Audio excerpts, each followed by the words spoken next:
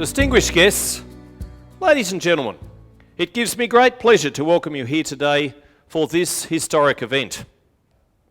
This reenactment commemorates the birth 100 years ago of the Australian Country Party and the explanation given to Parliament here in Melbourne on 10 March 1920.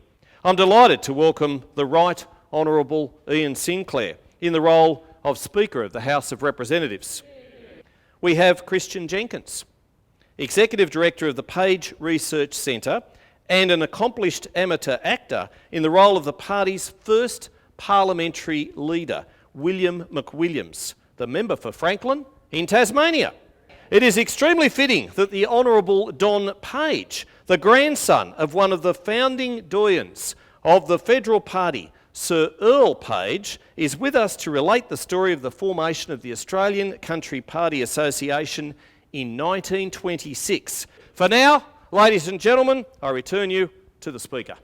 On the 22nd of January 1920, a group of 9 members of the House of Representatives who had been elected at the December 1919 election and who supported the objectives of the Australian Farmers Federal Organisation, known as AFO, agreed to establish the Australian Country Party. The member for Franklin, Tasmania, William McWilliams, was elected leader, with Edmund Jowett of Grampians, Victoria, Deputy Leader, and Dr Earl Page of Cowper, New South Wales, Secretary and Whip. I call the Honourable Member for Franklin. Mr Speaker, in terms of the notion of motion previously given, I move that the proposed sum be reduced by £2,863,590. The object is to limit the term of supply to 6 weeks. I think it is desirable that I should take this early opportunity, the first real opportunity that I have had, to inform the government, their supporters and the members of the opposition of the exact position of members occupying the crossbenches and who constitute the Australian Country Party, which has done me the great honour of electing me as its leader. I may say at the outset that the Country Party is an independent body, quite separate from the Nationalists or the Labour Party. I think it my duty to let honourable members of this House and the country generally know exactly the position in which we stand. We occupy our own party rooms. We have appointed our own leader and other officers. We take no part in the deliberations of the ministerialists or of the opposition. We intend to support measures of which we approve and hold ourselves absolutely free to criticise or reject any proposals with which we do not agree. We have recognised, as have other honourable members and a considerable number of electors, that drastic action was necessary to secure closer attention to the requirements of the primary producers of Australia than they have hitherto received.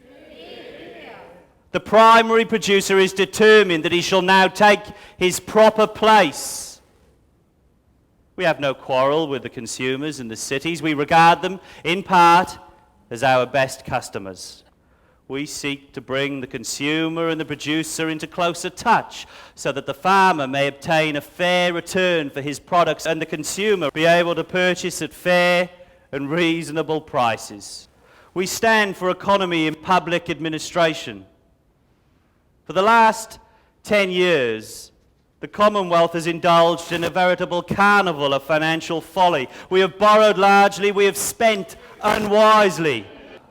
We have issued paper money until we have almost submerged the plimsoll mark of financial safety.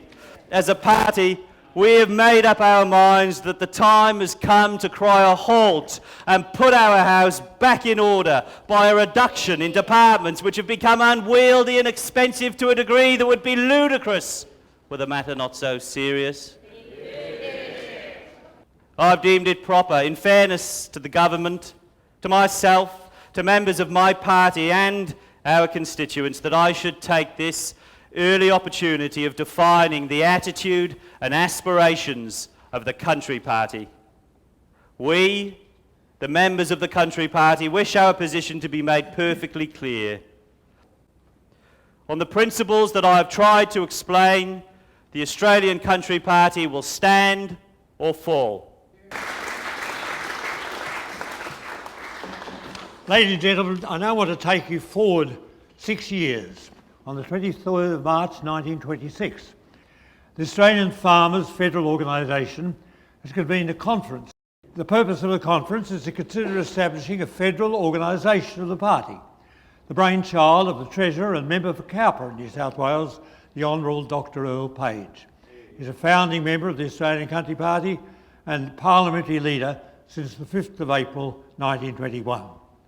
And so we're now to hear from his grandson, the Honourable Don Page, who's going to narrate. In welcoming delegates to the conference, Dr Page stated that in his opinion, the time had come to carefully define the real aim and mission of the country political movement, to examine their methods of organisation and to determine whether those methods could be improved to secure greater and increased results. By improving conditions in the countryside, it aimed to make new centres of opportunity throughout the continent, bring the producer closer to the consumer, and shorten the road to the market by eliminating waste at every turn, thereby improving the position of the individual.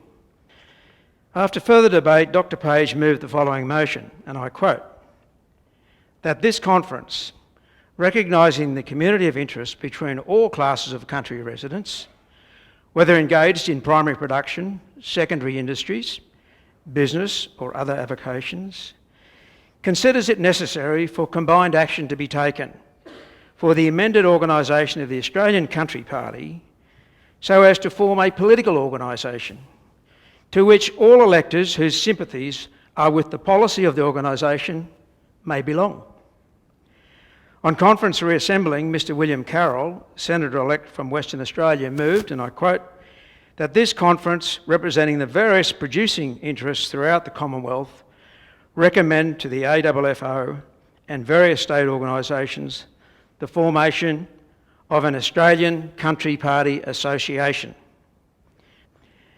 The Constitution named the organisation the Australian Country Party Association. The conference closed with votes of thanks to the President of the AFFO, Edgar Hunt, and Dr Page.